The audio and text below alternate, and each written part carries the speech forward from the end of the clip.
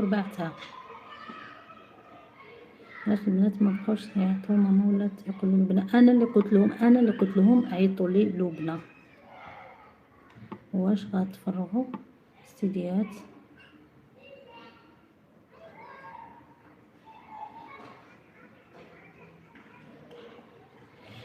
وحده كتسولني علاش كترحلوا اختي. عندنا المشكل ديال الترونسبور هنا بعيد، باش كنتحركوا راه ما هي وما لونها، باش كنلقاو طاكسي راه واحد المعاناه ما بعدها معاناه. نقدر نصور لكم شي فيديو تشوفوا شحال كنعاني مني نخرج من الدار وتشوفوا حتى نوصل وتشوفوا المعاناه اللي كنعانيوها.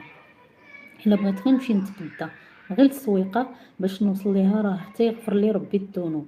داكشي علاش بغينا اننا نقربوا لشي بلاصه يكون. قالت لك باش كتهددكم ديك المحسنه. تفرجت في الصباح لذاك المنافق الجدد، قال لك زعما هو عنده الخبر الاكيد بان المحسنه فرغت الكاميرات، سيديات ديال الكاميرات، وانها واو شي حاجه كبيره لقاتها بداك السيدي. شنو غتلقى لبنى لابسه ديباردو هكا صفيت ما بصماطي والشورت، هادشي اللي غتلقى، وتحمل جميع مسؤوليتها انها تعطي داك السيديات للناس، ويقدروا الناس انهم يكوبيو داكشي ويخرجوه. هي كتحمل المسؤوليه وغادي تحاسب على داكشي، لان كنا حنا ما لابسينش حوايجنا كاملين. انا وفاطمه الزهراء كنا في الدار لابسين غير الشورطات والصوفيطمات، فإلا خرج دا شي واحد من داك السيديات دبري راسك وتحملي المسؤوليه الكامله. اما باش تقولوا لي اننا هضرنا على شي حاجه او اننا قلنا شي حاجه، ما كاينش هضره عاديه. حتى لو هضرنا على زنا المحرم، لانني ما كنتفكرش المواضيع اللي هضرنا فيهم. حتى لو كنا هضرنا على داك الخبره النفسيه اللي كانت داروا لفاطمه الزهراء، سولتها على شنو فيها، جاوبتني عادي، ما قالتليش زعما شي حاجه اللي خصها تخبع. هضرنا مع بكريشه هضره عاديه في التليفون، ماشي شي حاجه اللي فيها شي اسرار. حتى لو كنا هضرنا على زنا المحارم فاكيد غادي نهضروا هضره عاديه، لان باها ما دايرش وباها ما دايرش. كيفاش انت باها ما دايرش وانت غتهضري معاها في شي حوايج اللي ما كاينينش؟ هضرنا حتى لو كنا هضرنا عليها فغنهضروا عادي، هضره عاديه فقط. وانا كنقول لها حطيه، سيري حطي داك السيديات. قال لك غير حطوا داك السيديات في زينه المحارم؟ حتى داك السيديات حطوهم في زينه المحارم. انا كنطلب منها تحطهم ديك الكاميرا.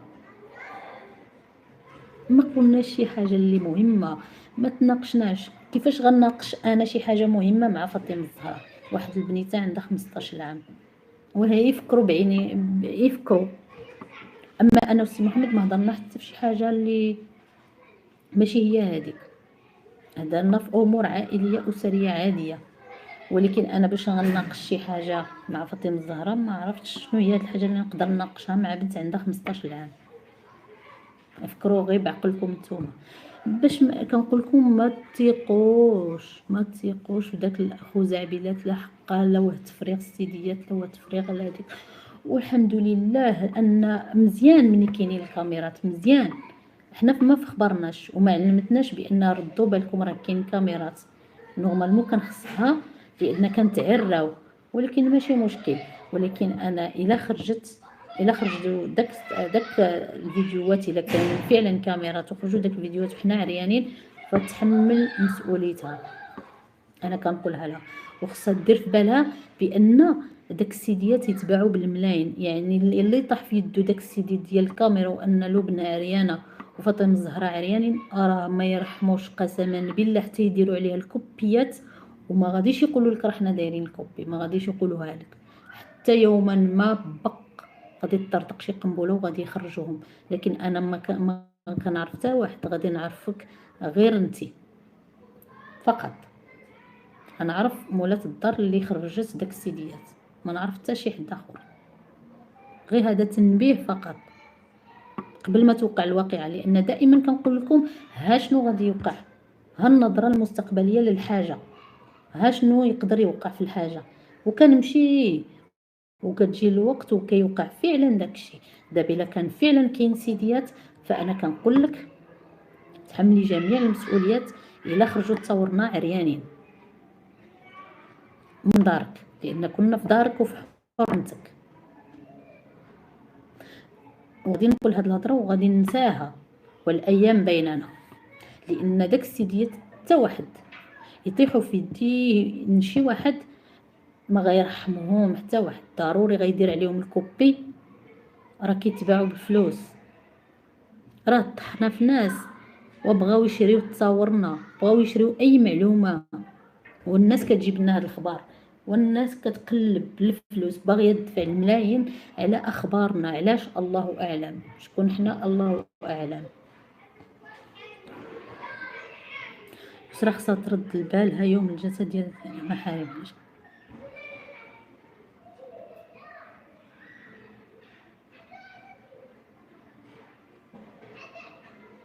قال لك نجدة تقتلات اختي؟ لا تقتلات، راه هما اللي قتلوها، هما اللي خرجوا الخبر، هما اللي قتلوها.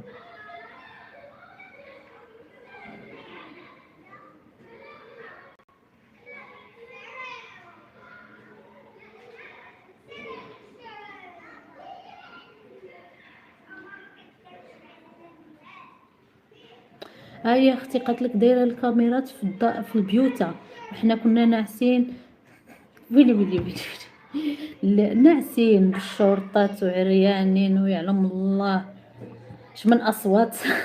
غيكونوا صوروا الاصوات، راكم عارفين بلا مني كيكون ناعس. بلا ما نكمل. لبنى شرحي ليهم مالكي مع يسرى.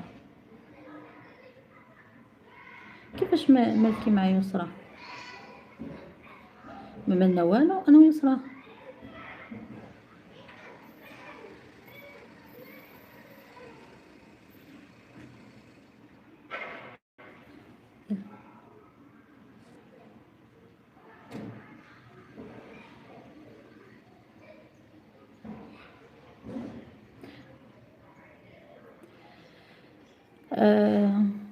اش كتخربق هاد مصور الناس بالخزنه؟ هادي راه حاجه مخالفه للقانون اصلا. كيفاش حد غادي تفرغهم؟ بالعكس، راه لبنى وفاطمه الزهراء اللي من حقهم يتابعوها قانونيا، خصوصا قصير. اختي انا غير سكتي، غير خليها تخدم شغلها، ما احنا ما كيهمنا حتى حاجه، غير خليها تخدم شغلها. ومن بعد ملي يخرج شي حاجه ديك الساعه حنا نعرفوا شنو غنديرو. قالت لك وحده ويلي ويلي ويلي، يعني بدا ما يخلعوكم راه حقا. لو كانت المحسنه انسان، هاد الناس كانوا في دارها وكلاو طعام مشترك، عيب وحشومه. هاد انسان شيطان في صفه انسان. لو كان تشوفي شنو كدير في الكواليس وما خفيه اعظم. ولو كان تشوفوا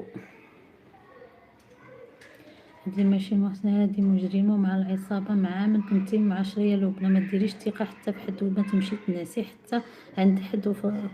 فضيحه هادي، الله ياخذ الحق. اختي انا شوفوا نقول لكم، انا ملي مشيت لكازا كنت غاديه على اساس غادي نمشي للاوطيل، وها هما البنات وسولوهم، كنا متفاهمين اننا غادي نمشيو للاوطيل، غادي ندوزو نهار ولا غد ليه نجيو نباتو ليله، وبالاكثر جوج الى كثرنا جوج ونجيو بحالنا. صافي ملي جات استقبلتنا داك الاستقبال الزوين باش ما نكروش، استقبلتنا استقبال زوين في لاكار، واحد الاستقبال زوين كيفاش داك الصوره الملائكيه سبحان الله العظيم. وداونا عشاونا، تعشينا كاملين حتى هما تعشاو. قال لك ما مقدياش للدار، حشومه نديكم للدار خاويه. قلت لها بلاش هنا نمشيو للاوتيل، وهذيك قالت لي لا حشومه وهذاك. صافي خليتها على خاطرها. وشوفوا باش تعرفوا النيه، بان باش تعرفوا داك الانسانه راه قلبوها، لان هي النيه ديالها. ملي كنا كنهضروا في الدار راه كانت كتقول لي راه عندي واحد المجيال الفاس، غادي نجي ضروري. لا غتمشي لطنجه، قالت لي راه غنمشي لطنجه وغادي ندوز عليكم على فاس، ضروري نجي عندكم للدار. شوف النوايا شنو المخططات اللي كدير، يعني باغيه انها تجي عندنا وراها مزيانه معنا، ولدرجه انها غادي تجي عندنا للدار وتضايف عندنا. ولكن ملي تلاقات مع مولات الزغب سبحان الله، ما كنلومهاش بوحدها الاخرى، كنلوم حتى هذه لانها لقاتها ضعيفه ودغيا قلبتها. علاش ما قلبتنيش انا؟ علاش ما قدرش شي واحد يقلبني انا؟ لكن كاين نفوس ضعيفه دغيا كتقلب، دغيا كيتلعب بها، دغيا كتلعب بها. وقلت لها انا مرحبا بك واجي عندنا، قالت لي ضروري نجي عندكم لفاس، ملي نكون غاديه لطنجه غادي ندوز عليكم لفاس. ايوا قدر الله ما شاء فعل، بحال واحد الانسان مات. انا سبحان الله جاتني بحال اللي ماتت ديك السيده، دفناها سبحان الله العظيم، لان مستحيل ان الانسان يكون هكا ويرجع هكا بهاد السرعه هذه، بهاد الانسان كتكون عنده شخصيته، عنده مبدأ وعنده موقف وعنده افكار وعنده قرارات، يعني لهاد الدرجه ممكن الانسان يتلعب به دغيا يتقلب. اول مره في حياتي كنسمع الكاميرات في غرف النوم اوعدي، اذا هاد المحسنه مجرمه ماشي غير مفتنه.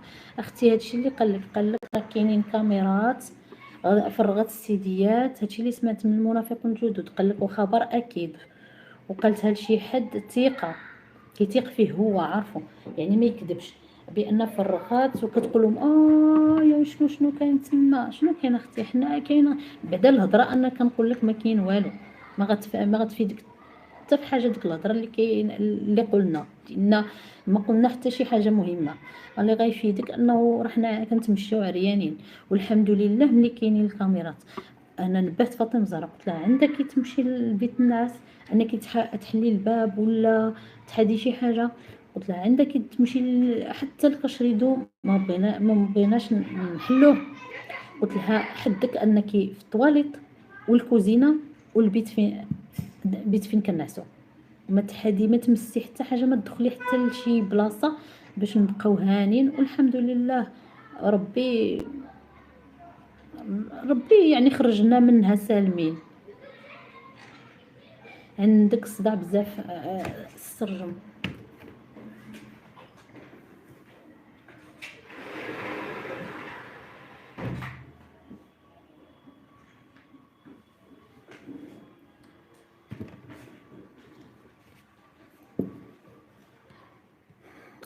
انا شوف كنعرفوا الكاميرات ما كيكونوش في البيوت الناس، اذا النصابه هذه غتعاقب على هادشي كامل.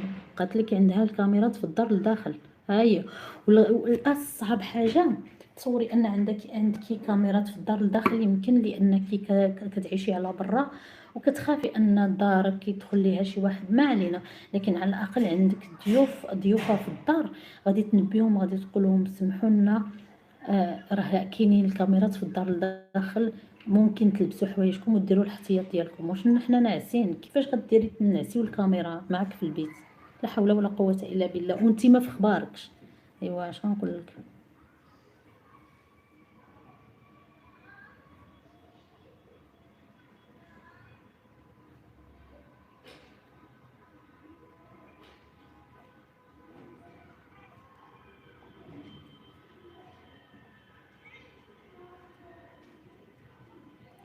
شوفي لبنى هذا الشيء كامل شوشره قبل جلسة زنا المحارم، لأنها ستستغيث بقنوات الدل والعار الإخراجية من هذه الورطة. فعلا تستغيث، لأن كيف وصلني الخبر.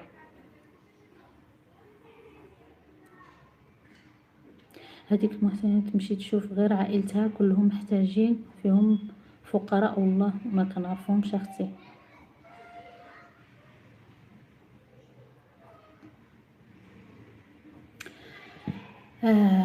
البنات كنظن هاد الشيء يكفي، لان عرفتو راه واحد الحرارة كاينة كبيرة مهم.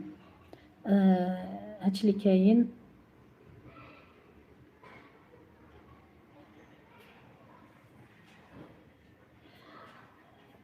لبنى حبيبتي والله سعاد عمرها ما تكلمت عليك وتكلمت معايا كل خير عليك وعلى البنات، اقسم بالله وحلفت لي على القرآن.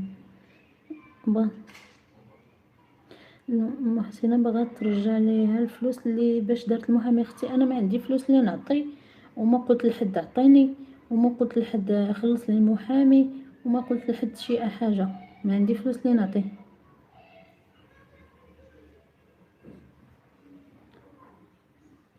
كيف بقات خالتي امينه؟ سمعت واحد الاوديو من عند اختي فتحه شابون كتكلم فيه امينه، اثر فيا بزاف. كيفاش؟